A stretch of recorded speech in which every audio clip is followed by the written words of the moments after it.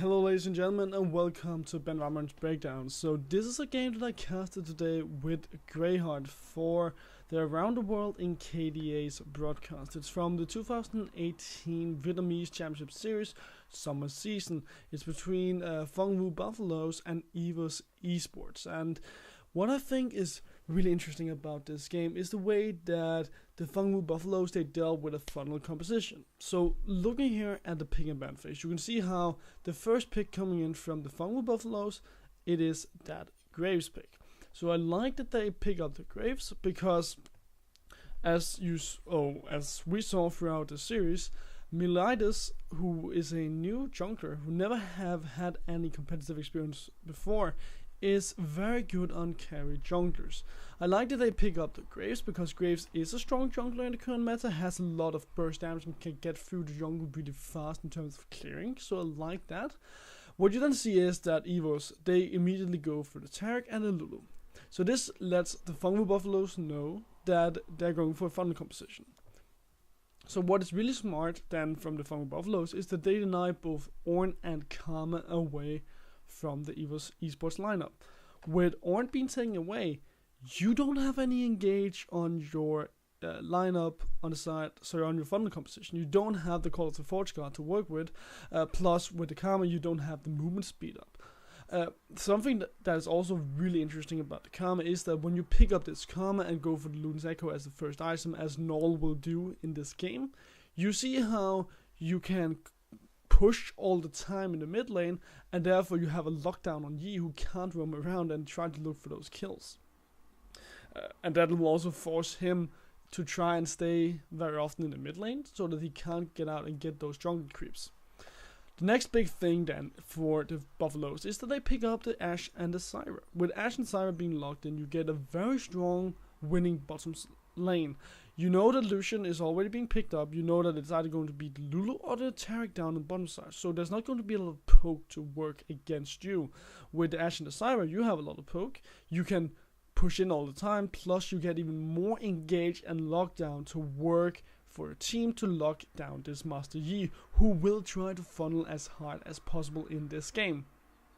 Then the final pick in this game for EVOS Esports is that Mundo login. And I think that Mundo in himself is fine because you get this big beefy tank who can soak up a lot of damage, but the problem is that he will lose his lane against this Ornn. You haven't picked a winning lane, and for Master Yi to work you need to have multiple winning lanes. You're going to be losing the bottom side with that Lucian and the Lulu. Taric will buff up this Master Yi. So Lulu and Lucian in bottom side, they will lose against the Ashe and the Syra, so you need someone up in the top side that can actually win for you, and that's not Mundo. I said in the broadcast that I think Aatrox would have been a better pickup, just to have someone who can duel, or even the Darius, just someone who can win that lane up in the top side. So with that being said, they get the Mundo, they lose the lane, and now let's get into how the Buffaloes, they pick apart EVOS Esports. So starting here at 14:21 approximately. Right here, you can see how Militis, only 3 minutes into the game, he has already gotten his red buff. He skipped over his blue buff, and he goes straight after clearing his whole bottom side jungle, goes straight to take away the Raptors from Yijin. He knows that Yijin will want to go for his red buff, and after seeing him roam up, he knows that he is at the red buff, so he can go and take the Raptors safely. So you deny away that experience and the gold from Yijin, and only 20 seconds later, he's up in the top side, looking for that first gank. He will get this kill onto Violet up in the top side. So already here, Militis has done 2 very big things early on. He's starting to take away the gold and experience from Shishin, but he's also making sure that the foundation that you're building around Yi is starting to crumble, because you need to have this big beefy tank to soak up the frontline damage. But if he's going to be taken down in the early game, if he's going to be very far behind, then he can't do that. So good decision making coming in from Militis. So 2 minutes later, at 17:11 into the VOD, he again steals away the Raptor camps. Again, gold and experience being taken away from Xixin, but it's also the fact that with the funnel comp, you want to have all this gold onto the Master Yi, and you can't get that because your own jungle is being dominated. The problem is you don't have winning lanes. You can't force Melitis to respond to any lanes because they're winning up in the top side where Ornn is pushing. They're winning in the mid lane where Null is pushing all the time with this Karma, and they're winning down in bottom side where the Ashe and the Zyra are also pushing in against the Lucian and the Lulu. So he steals away the Raptors. And to continue on, he steals away the Crux, and just a moment later, he gets the first blood here onto Violet. Sorry, the second blood. So, to recap, Raptors stolen, Crux stolen, another kill. Right here, 6 minutes into the game, he's stolen away 3 camps from Xixin. He's killed the top laner twice. This is a jungler that has been very active here in the early game and is starting to just kill all of the side lanes from EVO's Esports. 2 minutes later, he's down in the bottom side. Or, well, approximately 2 minutes later. So here you can see, if we just scroll forward a little bit, he is down in the bottom side alongside Null. Null has pushed in the mid lane, and then Ron OP and Xixin, they had reset it. But because of them being down in bottom side, placing all of this vision that they need, and pushing in onto the tower, it means that they have free and total control over the bottom side. They can then rotate over to the dragon, which they do immediately after. They pick up that Drake because of them placing all of this vision in the bottom side and pushing into the mid lane. They're supporting the winning lane down in the bottom side, and they know that because of them having the presence down there and because of them building up this foundation, they can then push into this Drake and get it. And then, just 2 minutes later, at 2:38, you see how Null pushes in the mid lane. He already has his boots, so he deals a lot of damage with his Q without too much trouble. Actually, just a second ago, Xixin died because he went on to Melitis without any backup, really. He didn't take Melitis down to just half health, he just went in with him being on full health. So he went on to him. That meant that they could, because Null had been pushing in, get the tower, and Melitis roams into the mid lane again.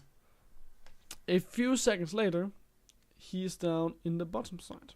Look here. So he's down in the bottom side, and because he's again supporting the bottom lane, and because of him having the teleport coming in from Zeros, they can get the second tower of the game by just supporting their strong lanes, and because of them shutting down Ron OP and Xixin in the mid lane.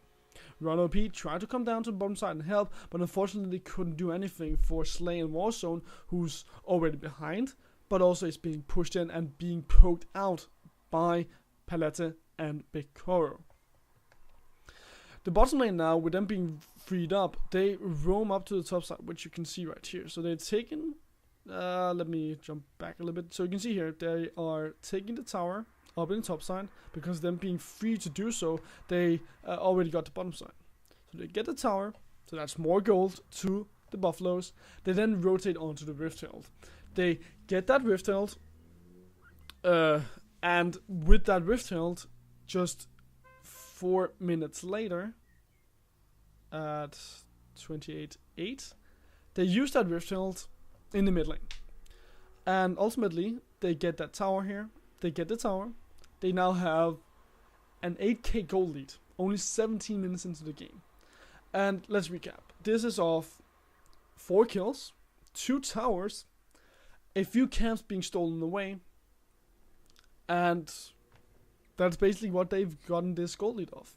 But it's all because of Melitis being this active in the early game. If he hadn't pushed in to the jungle of EVOS, if he hadn't gotten Null to consistently push in Xixin and lock him down in the mid lane, and if Null hadn't gotten up to the top side to deal with Violet, and afterwards went down to the bottom side to support his winning lane after completely crumpling the top side, then they wouldn't have this gold lead.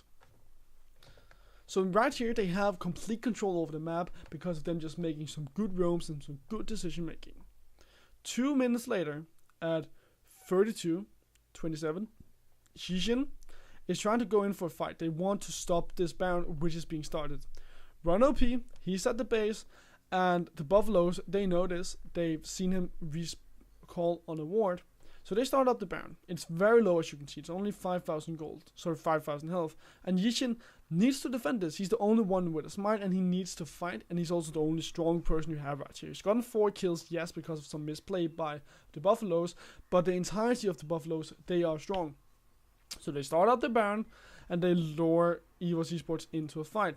Xixin is the only one that dies. EVOS Esports, they cannot defend the Baron anymore. With Xixin going down, they have no smite, and therefore they just have to back off, which you can see they do right here after trying a little fight again, ultimately coming back too late after the Baron being taken. They lose even more members, and they've now lost the Baron. With the Baron buff being in the hands of the Buffaloes, there's nothing that EVOS can do, and the Buffaloes, they ultimately just push in. We're 24 minutes into the game. This is where the funnel composition should be strong and alive for EVOS Esports. This is where the Master Yi should be very well ahead of the enemy team. But a lot of his gold, a lot of his experience had been taken away in the early game, and therefore he just couldn't deal with the entirety of the Buffaloes lineup. They played extremely well. So to recap, how did Phong Vu Buffalo win against EVOS Esports? Well, they made sure to destroy the foundation around Master Yi by going up to the top side and make sure that the tank that should be able to soak up all the frontline damage weren't able to do so. They killed him. They then went down to support the bottom side because they had a winning lane down there. They were poking all the time. They made sure to support them and made sure that they could continue going the way that they had been playing all the game, with just continually pushing in, and made sure that they could then roam up to the top side and start to take more objectives up there, get the Rift Hill and the tower. They forced Master Yi to stay in the mid lane by pushing in all the time with Null. Null, having the Luden's Echo and the Karma, could push very easily. Karma is one of the best utility mages in the mid lane and one of the best pushers you can get. Melitis also denied jungle creeps away from Master Yi and made sure that there was no way that he could keep up in terms of experience and in terms of gold. And this ultimately meant that Master Yi was the only farmed person, but he just couldn't carry on his own. And this is how the Vietnamese scene, they dealt with a funnel composition. I think this is the best example that I've seen of someone deal with a funnel composition. I think of obviously that EVOS Esports, they could have had a way of dealing with this if they had picked a stronger lane up in the top side, but because of them having 3 losing lanes, there was just nothing that they could do, and they ended up being choked out of this game. And very well played by the Buffaloes. They knew exactly how to play this macro game, and ultimately that led them to their first victory here in this best of 3 series against the EVOS Esports lineup.